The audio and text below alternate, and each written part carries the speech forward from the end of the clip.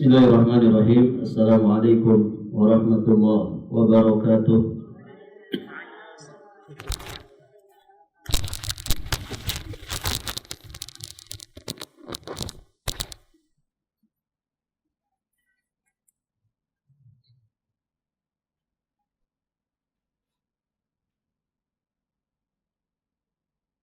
Alhamdulillahi rabbil alamin. Wal 'aqibatu lil muttaqin wa la 'udwana illa 'alal zalimin. Asyhadu an la ilaha illallah ilahul awwalin wal akhirin wa asyhadu anna Muhammadan 'abduhu wa rasuluhul mab'utsu rahmatan lil alamin.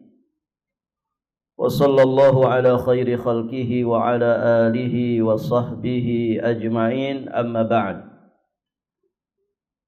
Allahumma inna nas'aluka ilman nafi'an wa rizqan tayyiban wa amalan mutaqabbala.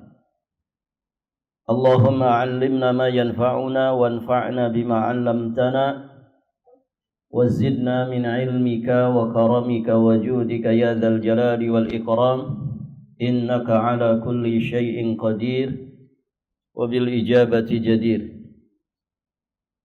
Para ummahat wa akhwat fillah rahimani wa rahimakumullah. Alhamdulillah, kita bersyukur kepada Allah Subhanahu wa taala. Pada kesempatan ini Allah memberikan kemudahan kepada kita untuk melanjutkan pelajaran kita masih di pembahasan surat Az-Zukhruf. Sekarang kita akan membahas ayat ke-79 sampai ayat 80. Qala Allah Ta'ala ba'da a'udzu billahi as-sami'il 'alim minasy syaithanir rajim min hamzihi wa nafthihi wa nafthihi. Am abramu amran fa inna mubrimun.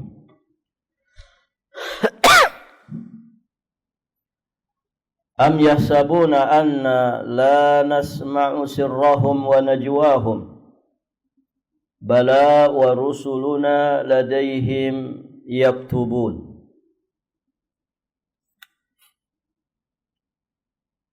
Allah berfirman yang artinya,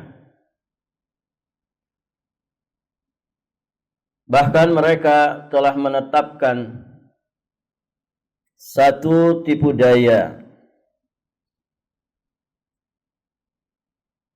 maka sesungguhnya kami akan membalas tipu daya mereka. Am yahsabun, apakah mereka mengira anna la nasma'u sirrahum, bahwa kami tidak mendengar rahasia wa najwahum, dan bisikan-bisikan mereka. Bala wa rusuluna ladaihim yaktubun, sebenarnya kami mendengar, dan utusan-utusan, maksudnya para malaikat kami, selalu mencatat di sisi mereka.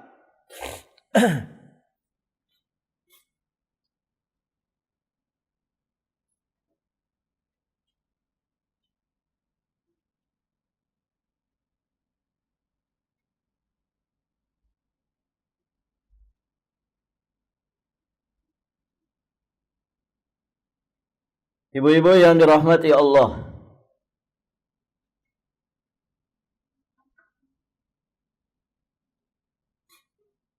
kita akan ambil beberapa pelajaran dari dua ayat yang mulia ini. Ada sekitar 6 pelajaran yang bisa kita dapatkan. Pertama, dalam ayat ini Allah menyebutkan sebab berikutnya yang menjadikan orang-orang kafir dimasukkan ke dalam neraka. Kalau dari ayat sebelumnya, apa sebab yang menjadikan mereka masuk ke dalam neraka. Di ayat sebelumnya. Apa Bu? Pelajaran yang lalu.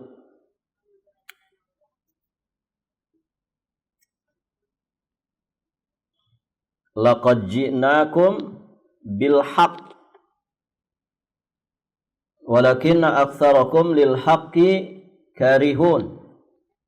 Mereka membenci kebenaran yang datang kepada mereka.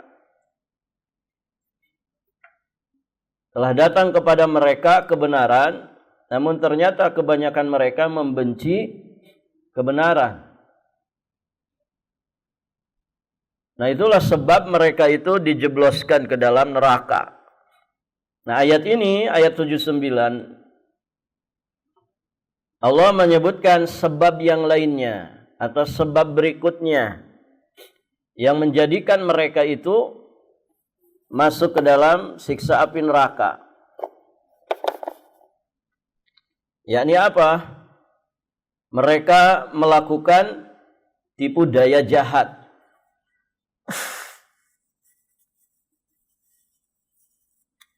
Tipu daya jahat. Bahasa lainnya adalah bermakar, melakukan kaid, melakukan khida'. Baik, ibu-ibu yang dirahmati Allah.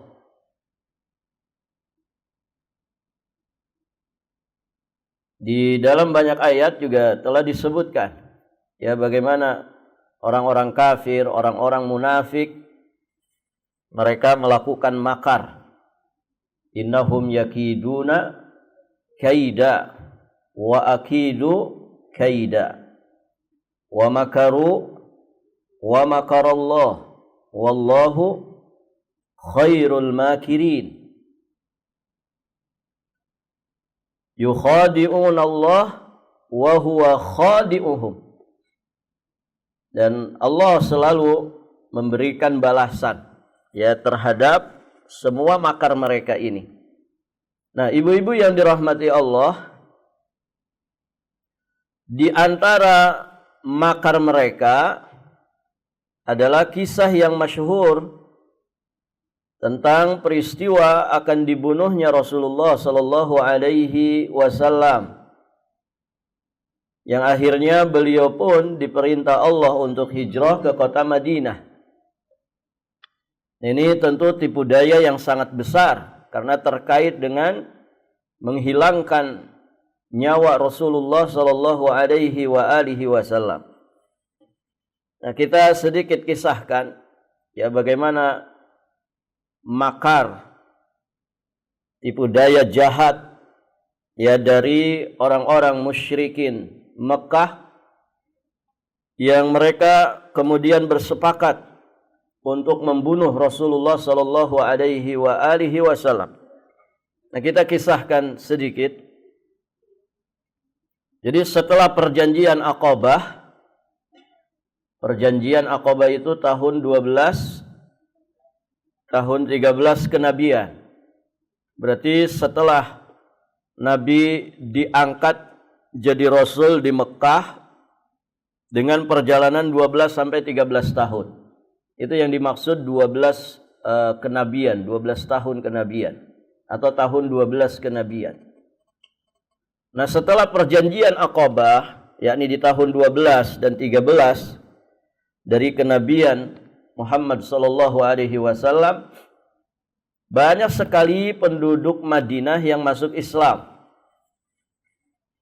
Rasulullah sallallahu alaihi wasallam mengizinkan dan memerintahkan para sahabatnya untuk hijrah, untuk pindah ke kota Madinah dalam rangka mendapatkan kedamaian, kebebasan di dalam mengamalkan Islam. Sehingga dikatakan innallaha qad ja'ala lakum ikhwanan wa daran ta'manuna fiha. Sesungguhnya Allah telah memberi kalian saudara-saudara dan juga telah menganugerahkan kepada kalian negeri yang aman. Maksudnya apa? Kota Madinah. Kota Madinah. Karena di sana sudah banyak orang yang masuk Islam, saudara-saudara sesama muslim yang tentunya mereka akan berwala, membela, mendukung, melindungi saudara sesama muslim ya dari Mekah. Maka Nabi izinkan para sahabat untuk hijrah ke mana? Ke Madinah. Lalu mereka, yakni para sahabat, keluar dari Mekah secara bergantian satu persatu. Dan akhirnya tidak ada satu orang pun yang tersisa di Mekah kecuali Rasulullah sallallahu alaihi wasallam, kemudian Ali bin Abi Thalib, dan juga keluarganya Abu Bakar As-Siddiq radhiyallahu taala anhum wa ardhahum. Tatkala orang-orang kafir Quraisy melihat kaum muslimin berhijrah susul menyusul, sadarlah mereka bahwa sahabat Nabi sallallahu alaihi wasallam telah mendapatkan tempat perlindungan yang aman bagi mereka. Orang-orang kafir sangat marah dengan hijrah ini. Mereka pun selalu mewaspadai keluarnya Rasulullah sallallahu alaihi wasallam.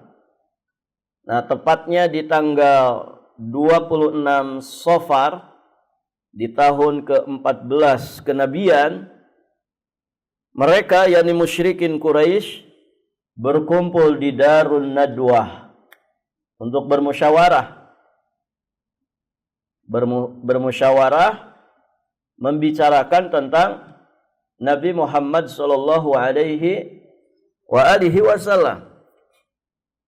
Sebagian mereka mengusulkan kita usir dia dari Mekah. Ini kan berarti sedang rapat yang isinya adalah makar, bermakar, ingin mencelakakan Rasulullah sallallahu alaihi wasallam. Jadi ada yang mengusulkan kita usir saja dari Mekah.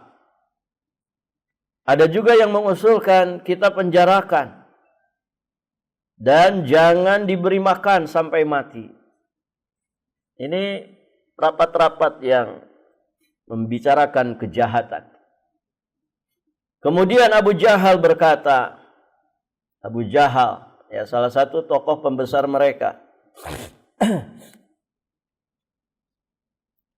Kata Abu Jahal, aku akan mengusulkan sesuatu yang aku kira tidak ada pendapat yang lebih dari pendapatku ini. Maksudnya pendapatku ini pasti pendapat yang terbaik. Begitu. Taib.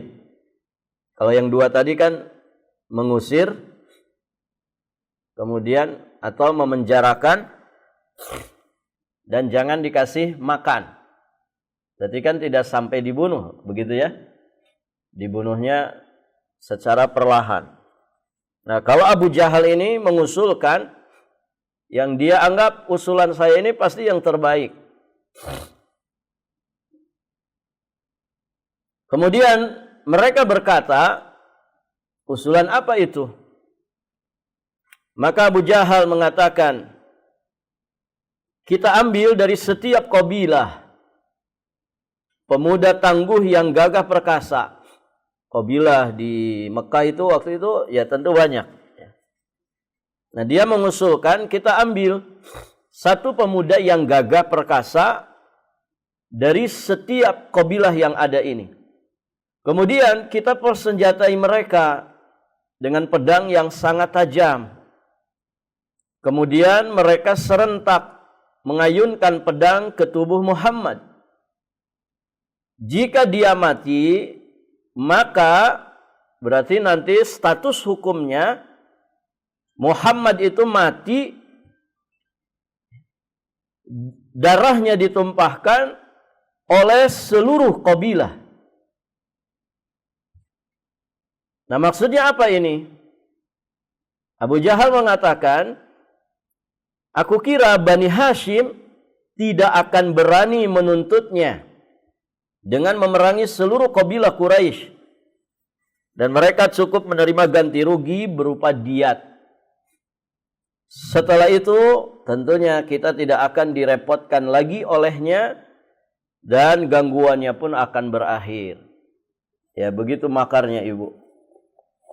Ini tentu makar yang mengerikan karena terkait dengan hilangnya nyawa sosok Nabi yang mulia.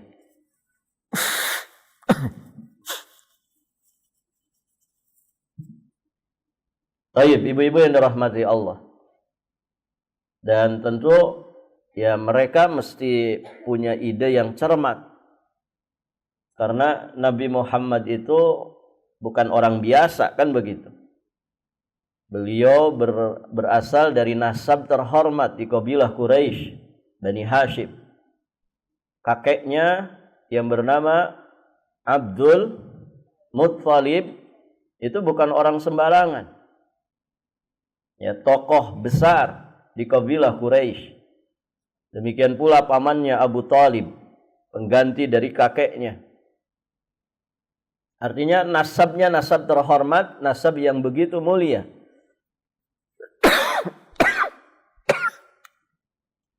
Tentu mereka mesti memiliki ide yang cermat, ya, supaya tidak menjadi bumerang ya bagi mereka.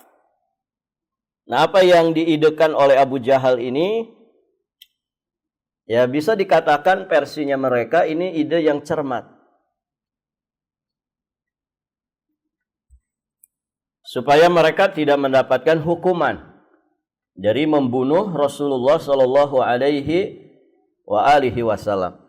Dan benarlah ternyata akhirnya mereka pun bersepakat untuk membunuh Rasulullah Shallallahu Alaihi Wasallam dengan cara yang disebutkan oleh Abu Jahal, dan mereka merencanakan pembunuhan itu di malam hari.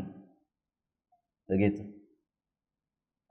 Karena biasanya orang berbuat jahat kapan, Bu? Di malam hari.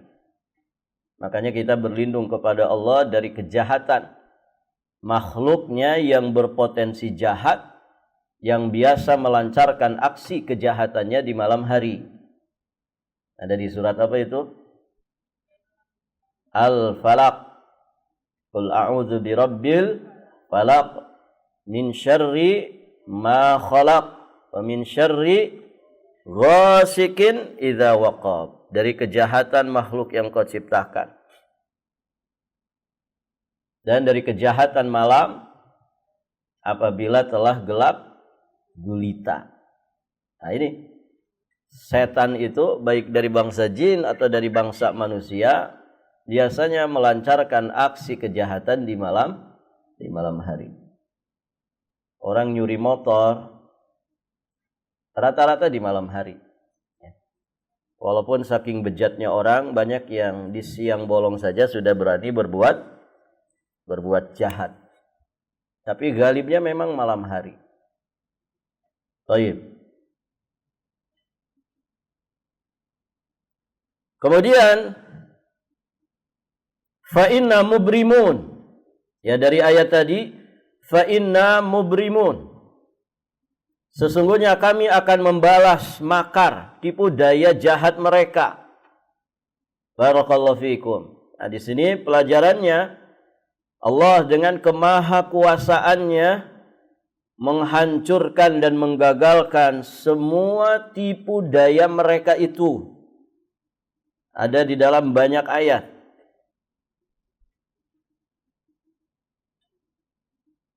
Yang sebagiannya tadi sudah kita bacakan. Innahum yakiduna kaida wa akidu kaida. Itu surat Tariq.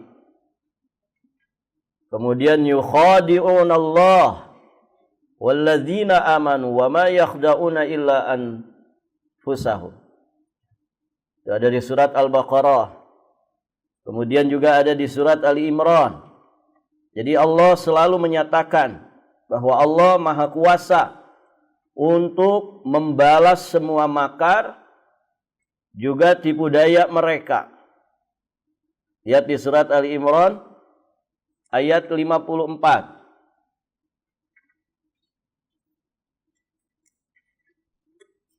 Allah Subhanahu wa taala berfirman, "Wa makaru wa makarallah wallahu khairul makirin." Orang-orang kafir itu membuat tipu daya dan Allah membalas tipu daya mereka itu.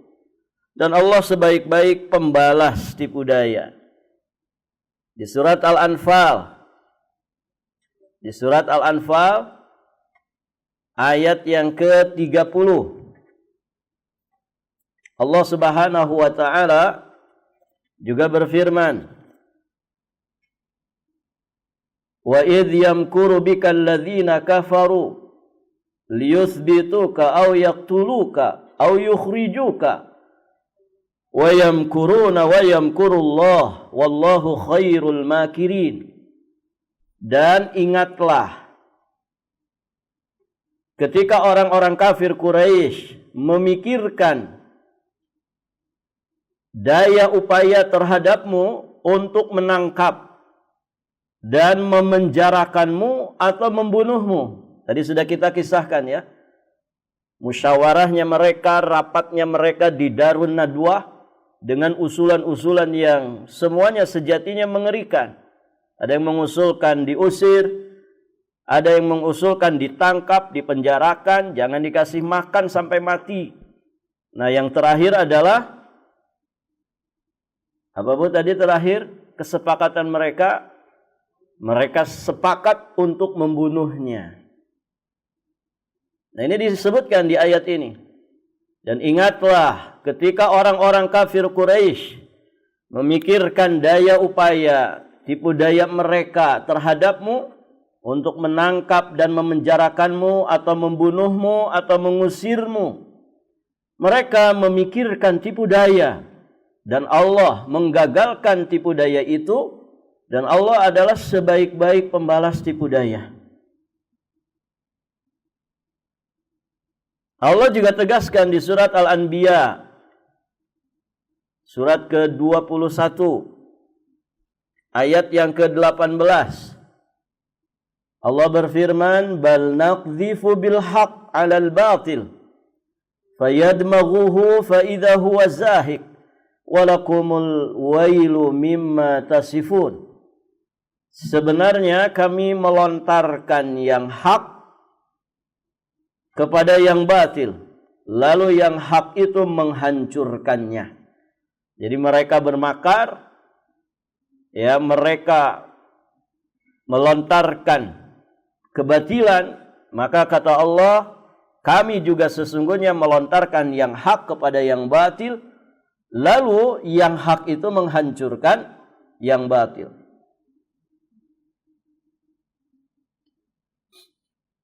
Maka dengan serta-merta yang batil itu lenyap. Dan kecelakaanlah bagimu disebabkan kamu mensifati Allah dengan sifat-sifat yang tidak layak baginya. Taib. Jadi Allah selalu membalas kebatilan, makar, tipu daya yang mereka kerahkan. Di surat An-Naml. An-Naml surat keberapa? Di surat ke-27 ayat ke-50 Allah Subhanahu wa taala berfirman, "Wa makaru makra wa makarna makra wa hum la yash'urun." Dan mereka pun merencanakan makar dengan sungguh-sungguh, dan kami merencanakan makar pula sedangkan mereka tidak menyadarinya. Di surat At-Tur ayat 42. Surat At-Tur pernah kita bahas, Bu? Sudah lewat ya. At-Tur surat ke-52. Sudah pernah kita bahas ini. Ayat yang ke-42.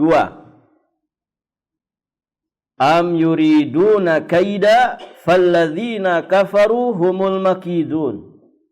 Ataukah mereka hendak melakukan tipu daya, maka orang-orang kafir itu mereka lah yang justru kena tipu daya. Ya. Mereka ngeprank tapi dibalas prankannya, begitu. Orang sekarang nyebutnya prank. Begitu ya. Mereka berbuat makar, justru mereka lah yang kena makar. Mereka yang membuat jebakan, ternyata mereka yang terjebak. Ya, tidak bisa melawan Allah.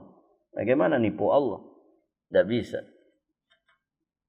Baik, ibu-ibu yang dirahmati Allah. Jadi Allah dengan kemahakuasaannya menghancurkan dan menggagalkan semua tipu daya mereka itu. Dari ayat-ayat yang tadi kita bacakan. Baik. Nah, termasuk dalam makar yang besar ini, mereka merencanakan pembunuhan Rasulullah di malam hari. Nah, kita lanjutkan kisahnya.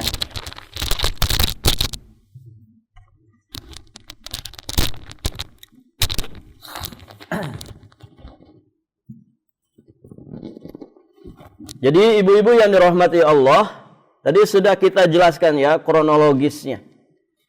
Yang akhirnya sidang rapat besar mereka di Darun Nadwah menghasilkan satu kesepakatan bahwa mereka akan membunuh Rasulullah di malam hari. Nah, kita lanjutkan kisahnya. Lalu Jibril alaihi salam mendatangi Nabi sallallahu alaihi wasallam dan memerintahkan beliau untuk tidak tidur di ranjangnya malam ini. Malaikat Jibril alaihi salam juga mengabari Nabi sallallahu alaihi wasallam tentang konspirasinya orang-orang kafir Quraisy. Baik.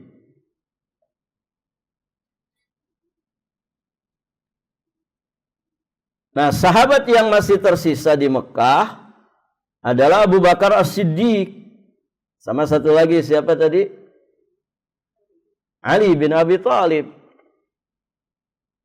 Sebenarnya Abu Bakar As-Siddiq beliau pernah meminta kepada Nabi sallallahu alaihi wasallam untuk berhijrah.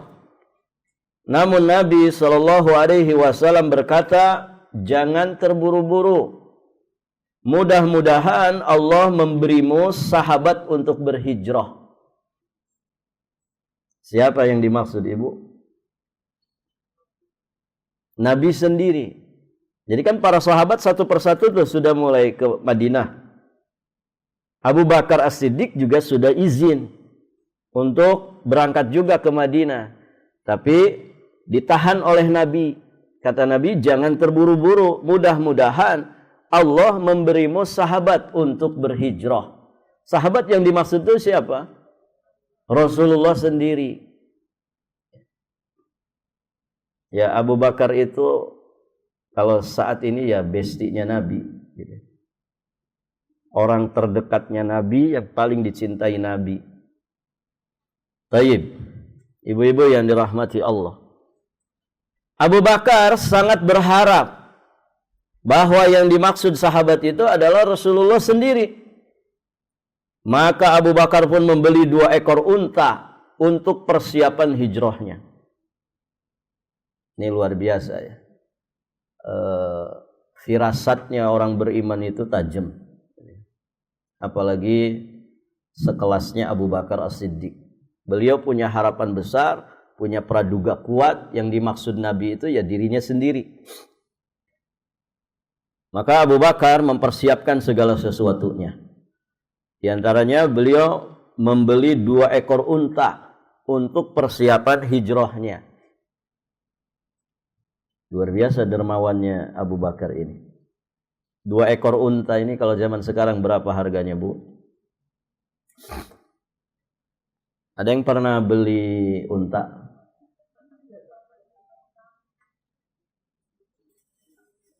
Taruhlah minim-minimnya 50 juta. Berarti kalau 2, 100 juta. Disiapin oleh Abu Bakar As-Siddiq. Ya, beliau orang yang kaya dan dermawan. Kalau untuk Allah dan Rasulnya gak ada perhitungan. Karena pasti itu menjadi bekal terbaik untuk kehidupan akhiratnya. Taib. Di pertengahan malam peristiwa itu,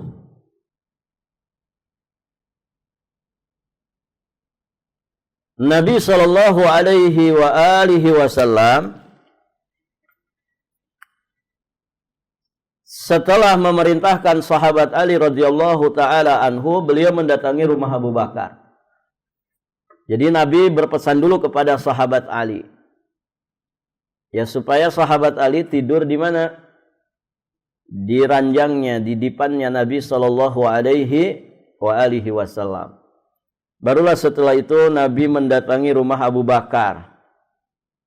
Beliau kemudian menyampaikan kepada Abu Bakar, Allah telah mengizinkan aku berhijrah.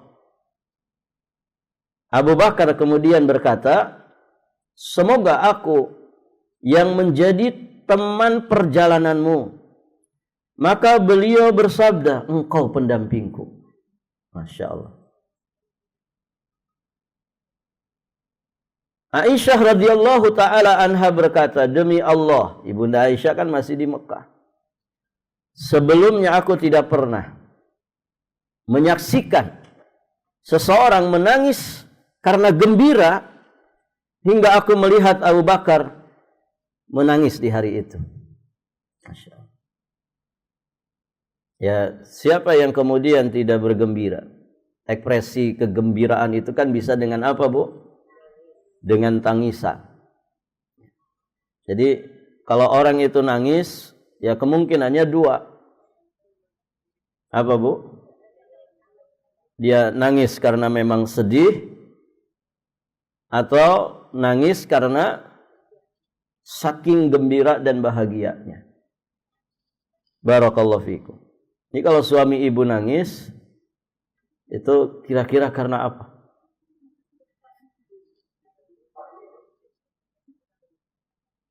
Karena apa, Bu? Tergantung tanggal, Ustaz. Kalau tanggal muda mungkin tangisannya tangisan kebahagiaan. Kalau tanggal tua, tangisan kesedihan. Kalau sudah pensiun, yang mana itu, Bu? Kayaknya tangisan kesedihan terus gitu. Tidak, insya Allah. Barakallahu fikum. Baik, ibu-ibu yang dirahmati Allah. Kita lanjutkan kisahnya. Pada malam itu Nabi Shallallahu Alaihi Wasallam tidak tidur di rumahnya. Allah telah mengizinkan beliau untuk berhijrah. Maka Rasulullah Shallallahu Alaihi Wasallam memanggil Ali bin Abi Thalib radhiyallahu anhu, lalu memerintahkannya untuk tidur di ranjang beliau dan menutup tubuhnya dengan selimut berwarna hijau. Dan sahabat Ali pun melakukannya. Ini sepupunya Nabi, sekaligus juga menantunya Nabi, sekaligus juga sahabat mulia yang dekat dengan Nabi sallallahu alaihi wasallam. Kemudian Nabi sallallahu alaihi wasallam keluar dari rumahnya, sedangkan para algojo dari pemuda kabilah-kabilah Quraisy sudah berkumpul di depan pintu rumah beliau sallallahu alaihi wasallam. Nah, di sini kita jelaskan sedikit kebiasaan yang Nabi lakukan adalah tidur pada awal malam. Dan beliau keluar menuju Masjidil Haram setelah pertengahan atau 2/3-nya malam untuk sholat di sana. Dan kebiasaan Nabi ini tentu diketahui, dipahami oleh orang-orang kafir Quraisy. Nah, saat itu kafir Quraisy benar-benar yakin rencana kejinya mereka itu akan membuahkan hasil. Hal ini membuat Abu Jahal berdiri tegak, penuh kesombongan dan keangkuhan.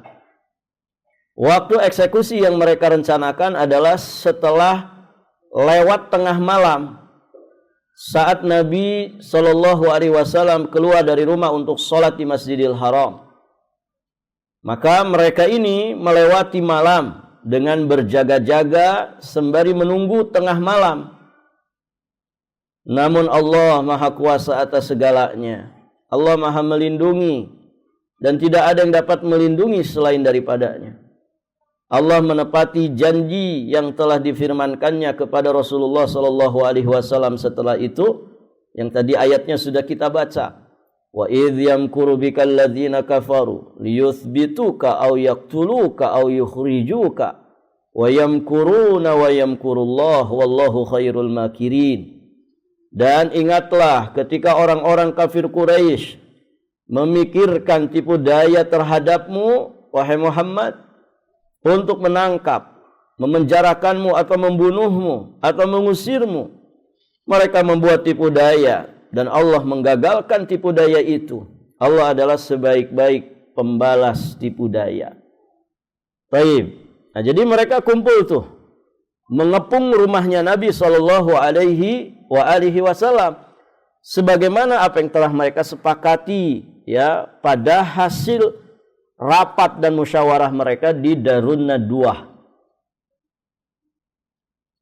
Nah, algojo yang sudah mereka persiapkan dari masing-masing kabilah Quraisy, di sini ada berapa? 10-an ya.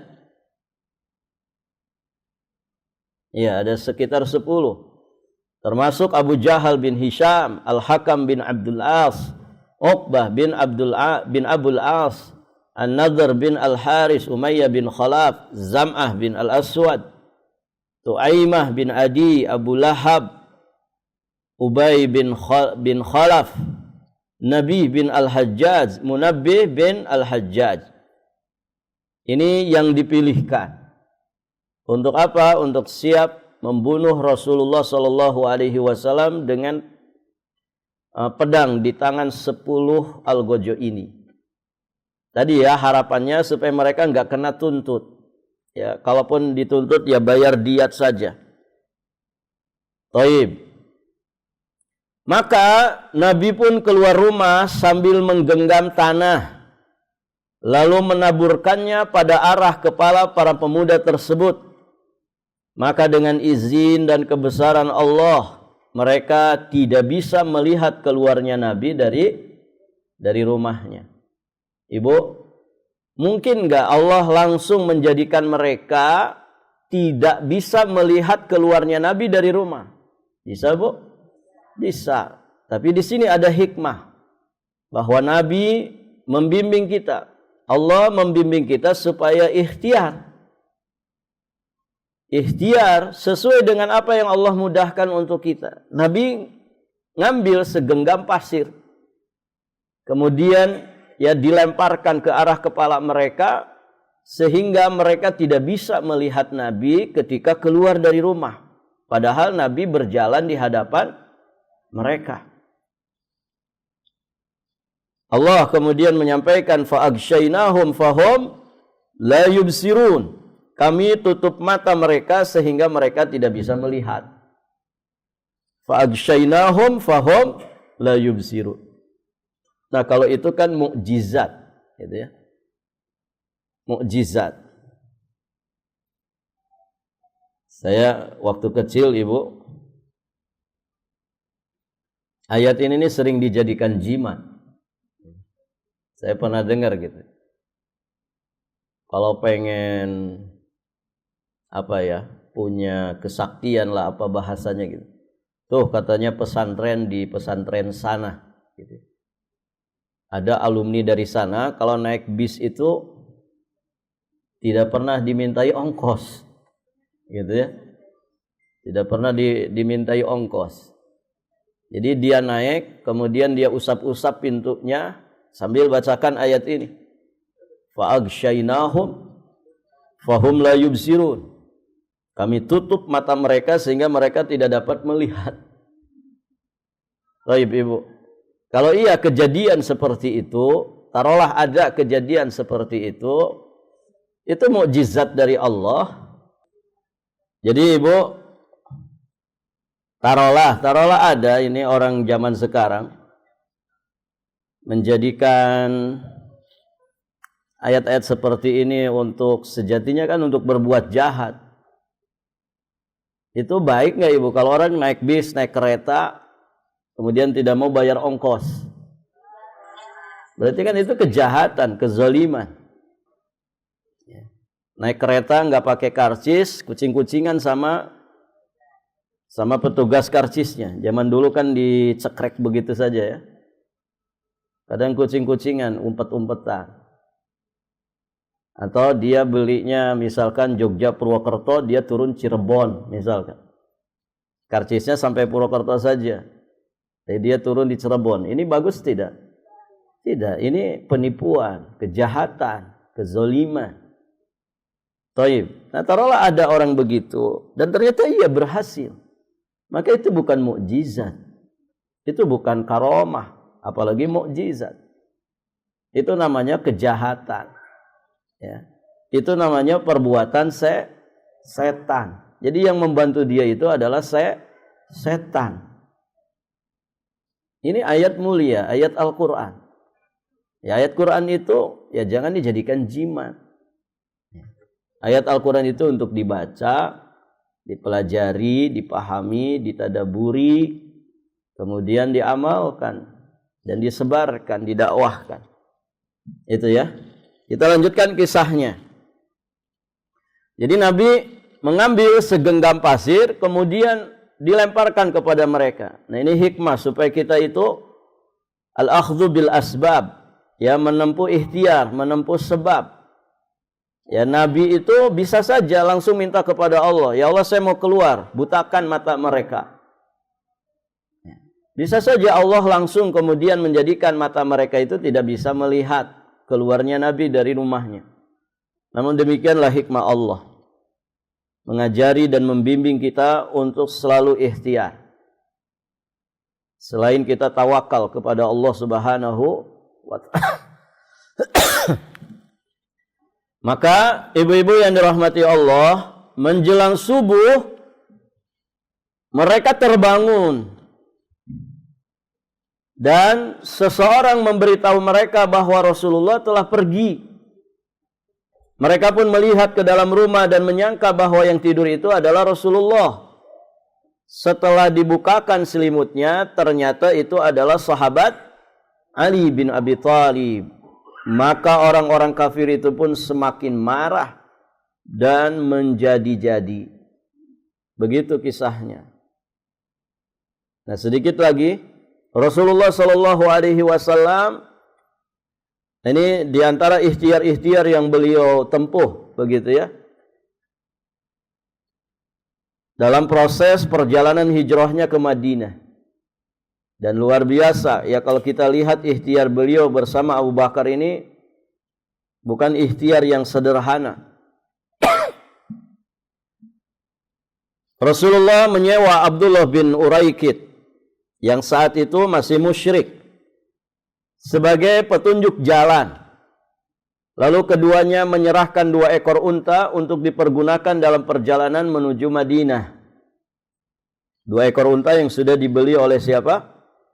Abu Bakar.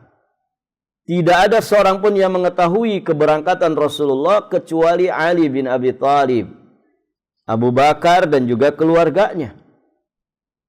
Rasulullah Shallallahu Alaihi Wasallam berangkat bersama Abu Bakar dengan tujuan pertama adalah Gua Thur.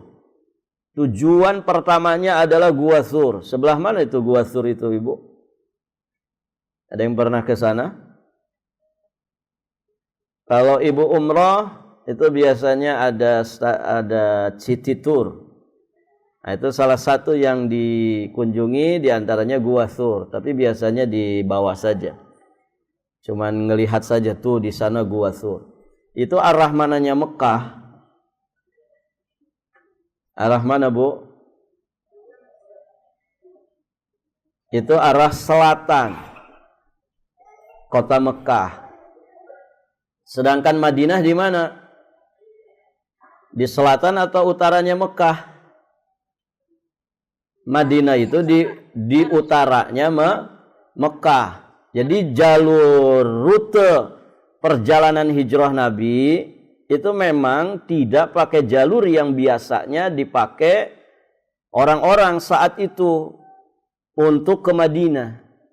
Nah, ini bagian daripada strategi, bagian daripada siasat, dan ini bagian daripada ikhtiar Nabi supaya beliau bisa selamat sampai ke Madinah. Kenapa? Karena nyawanya sudah terancam. Nah, ini strategi Nabi. Jadi Masya Allah. Sejatinya bisa saja beliau melenggang begitu saja. Karena Allah Maha Pelindung, apalagi kepada Rasulnya. Tapi demikianlah hikmahnya di sini. Syariat ini mengajari kita supaya menjalani dulu proses, berikhtiar dulu. Berikhtiar dulu. Kalau seorang Rasul pun berikhtiar seperti itu, maka lebih-lebih lagi kita. Gitu ya. Jadi tujuan pertama, ini rute pertama dari hijrahnya Nabi adalah Gua Thur. Lalu kemudian keduanya, yakni beliau dan sahabatnya Abu Bakar As-Siddiq masuk ke dalam Gua Thur itu. Abu Bakar memerintahkan anaknya yang bernama Abdullah. Jadi saudaranya Ibunda Aisyah. Beliau memerintahkan Abdullah di siang hari untuk mencari berita tentang apa yang dilakukan oleh orang-orang Quraisy dengan keberangkatan Rasulullah. Kemudian sore harinya dia menginformasikannya kepada Rasulullah. Jadi ngutus intel, ya. Intelnya putra dari Abu Bakar sendiri. Tadi ya, beli unta 2, kemudian nyewa orang, Abdullah bin Uraikid sebagai penunjuk jalan. Kemudian juga menugaskan Abdullah bin Abi Bakar untuk jadi intel tentang desas-desus yang kemudian beredar di musyrikin Mekah untuk kemudian diinformasikan kepada Rasulullah di Gua Thur. Baik, ibu-ibu yang dirahmati Allah. Abu Bakar juga memerintahkan budaknya. Ini banyak yang terlibat nih. Jadi putranya Abu Bakar, kemudian budaknya Abu Bakar yang bernama Amir bin Fuhairah untuk menggembalakan kambingnya di siang harinya. Dan di sore harinya dia mendekatkan gembalaannya ke Gua Thur tadi. Lalu memerah susunya dan menyembelih untuk keduanya. Nah, ini tim untuk makanan dan minuman. Tadi ada intel untuk menyadap berita desas-desus di musyrikin Quraisy. Masya Allah, penunjuk jalannya Abdullah bin Uraikid. Sudah ada berapa tuh yang terlibat? 3 orang terlibat. Barakallahu fikum. Di waktu pagi ketika Abdullah berangkat dari Gua Thur ke Mekah, maka Amir bin Fuhairah mengikuti jejak Abdullah dengan gerombolan dombanya. Dalam rangka apa ini? Untuk menutupi jejak Abdullah. Kalau zaman sekarang kan sudah canggih, Ibu ya. Perangkat-perangkat yang menyertai para intel itu sudah canggih. Sekarang CCTV ada di mana-mana, kan begitu ya. Orang bisa melacak orang bisa dengan HP-nya.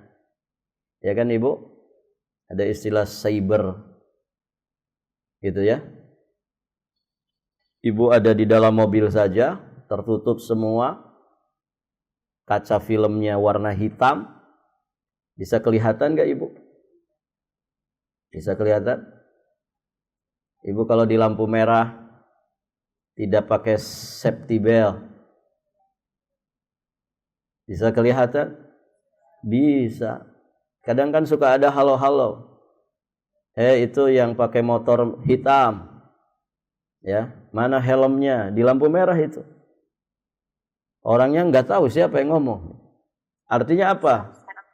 Terdeteksi. Ibu ngupil saja di dalam mobil, terdeteksi kok. Kelihatan.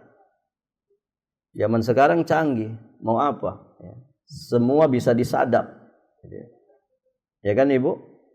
Wong berita di Amerika saja Ibu tahu. Padahal di Amerika, apalagi yang seputaran Balikpapan, seputaran Indonesia. Ya. Zaman sekarang luar biasa. Nah, zaman itu ya masih manual-manual seperti ini. Tapi ini sudah strategi luar biasa.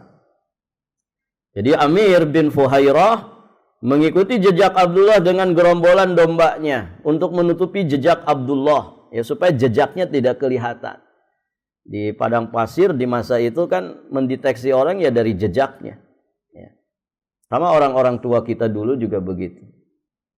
Orang kalau ke hutan tahu ini kakinya harimau atau kakinya kucing hutan, tahu mereka.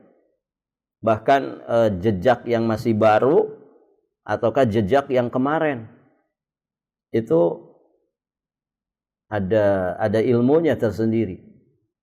Baik. Dan proses ini itu berlalu 3 hari sehingga penduduk Mekah mulai tenang. Maka datanglah orang sewaannya Abdullah bin Uraikid yang telah dititipi 2 ekor unta. Kemudian ada lagi nih yang terlibat, Asma binti Abi Bakar, saudarinya ibunda Aisyah. Berarti ada 4 orang nih yang terlibat di sini. 5 dengan sahabat Ali. Asma binti Abi Bakar pun datang membawa bekal makanan untuk mereka. Ketika mau berangkat dan ingin mengikatkan makanan tersebut, ternyata tidak ada tali pengikatnya. Seketika Asma mengambil ikat pinggangnya dan mengikatkan makanan tersebut di kendaraan mereka. Karena itulah dia dijuluki dengan Zatun Nitaqain. Zatun Nitaqain, pemilik 2 ikat pinggang. 1 ikat untuk makanan dan 1 lagi untuk minuman. Akhirnya beliau pun didoakan oleh Nabi dengan pengganti ikat pinggangnya di surga. Radhiyallahu ta'ala anha wa ardhaha. Mungkin ibu kalau hidup di masa itu yang jadi asmanya mungkin ibu ya. Masya Allah. Pengen bu jadi Asma binti Abi Bakar? Barakallahu fikum.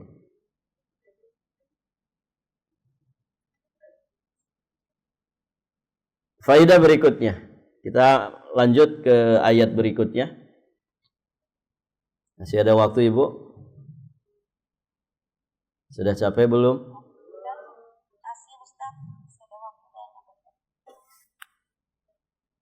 Belum capek bu? Belum. Yang capek yang di depan. Allah berfirman, Am yahsabuna anna la nasma'u sirrahum wa najwahum bala wa rusuluna ladaihim yaktubun. Apakah mereka mengira bahwa kami tidak mendengar rahasia dan bisikan-bisikan mereka, sir dan najwa?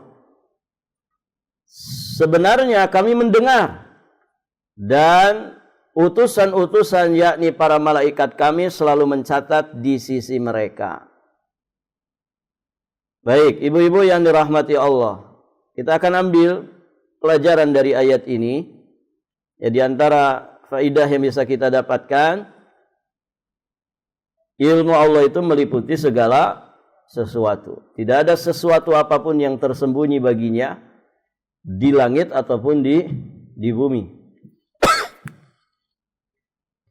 Karena Allah mendengar segala sesuatu, Allah menyaksikan segala sesuatu, Maha melihat segala sesuatu, Maha mengawasi segala sesuatu.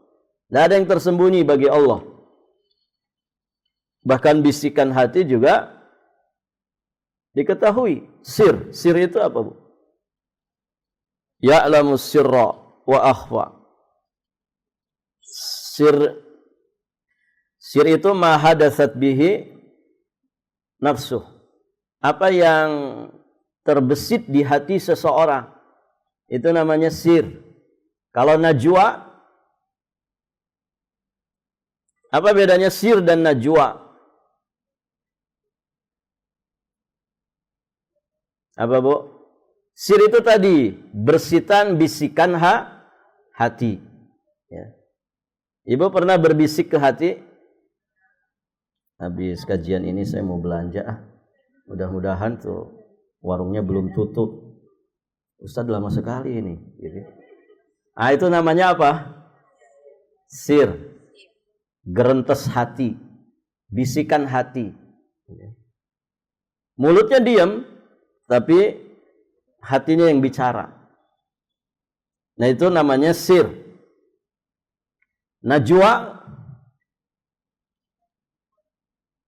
Najwa itu kalau bahasa kitanya bisikan.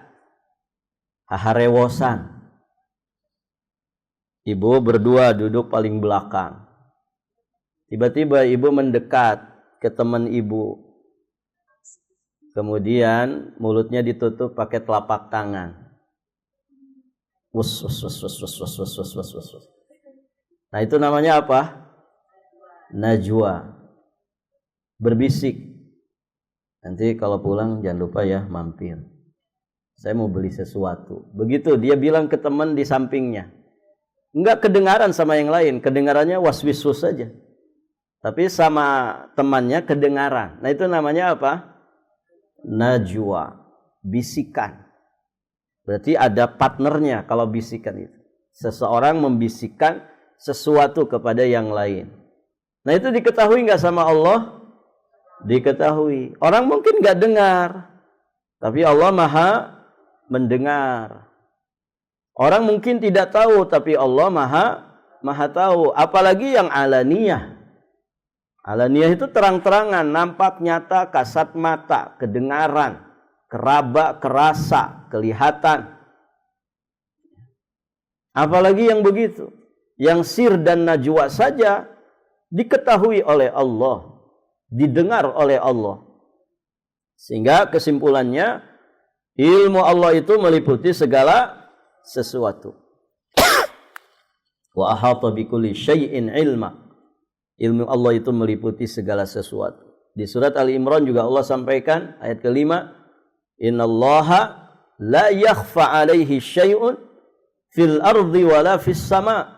Sesungguhnya bagi Allah tidak ada satupun yang tersembunyi di bumi, tidak pula tersembunyi di langit. Enggak ada yang tersembunyi bagi Allah.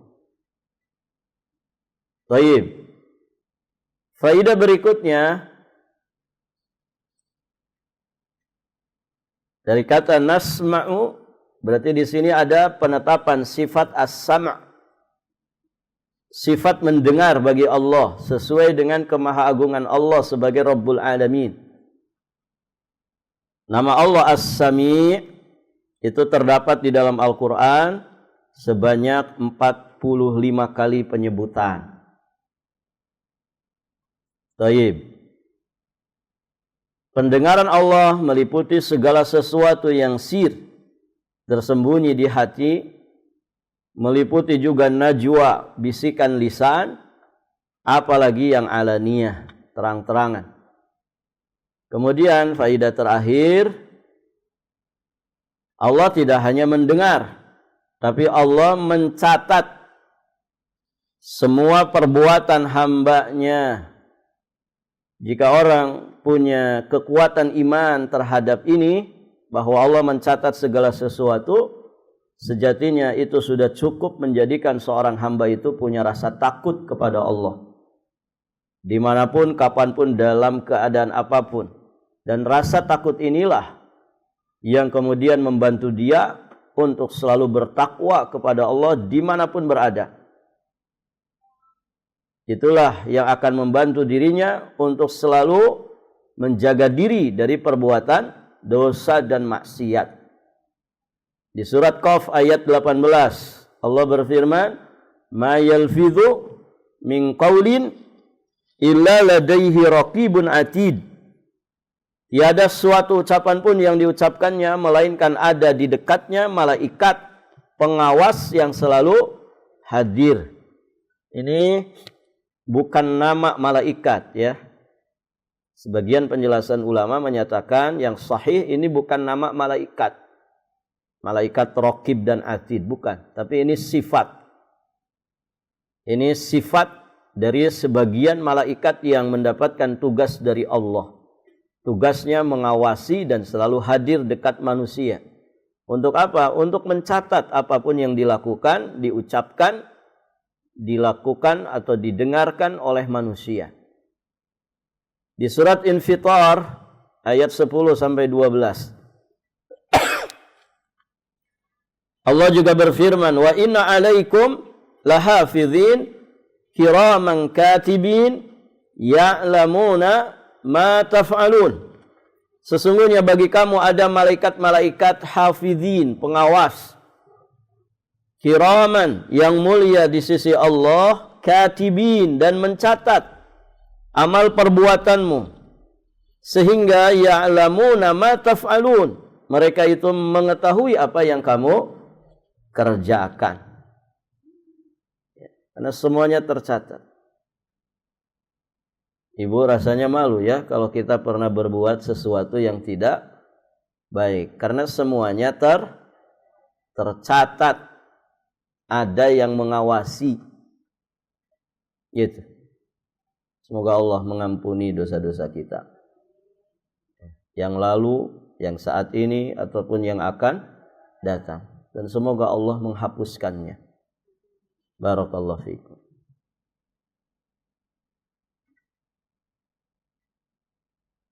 Di surat yang lain, Al-Jathiyah ayat 29. Allah juga berfirman, "Hadza kitabuna yantiqu 'alaikum bil haqq inna kunna nastansikhu ma kuntum ta'malun." Allah berfirman, inilah kitab catatan kami yang menuturkan kepadamu dengan hak, dengan sebenar-benarnya. Jadi nanti kitab catatan amal kita itu berbicara, mempersaksikan tentang diri kita. Inna kunna nastansikhu, sesungguhnya kami telah menyuruh mencatat apa yang telah kalian kerjakan. Semuanya tercatat, semuanya diketahui dan diawasi. Ya. Barakallahu fikum. Semoga Allah mengampuni segala dosa-dosa kita semua. Yang terang-terangan, yang tersembunyi, disengaja ataupun tanpa disengaja. Yang dulu, yang sekarang, yang akan datang. Yang kecilnya, yang besarnya, yang menengahnya. Semoga Allah mengampuni seluruh dosa-dosa kita. Dan menghapuskannya dari catatan malaikat. Taib. Apa doa supaya kita diampuni seluruh dosa?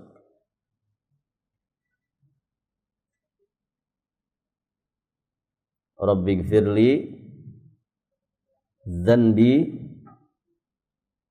Lanjut, Bu. Rabbighfirli dzanbi kullahu.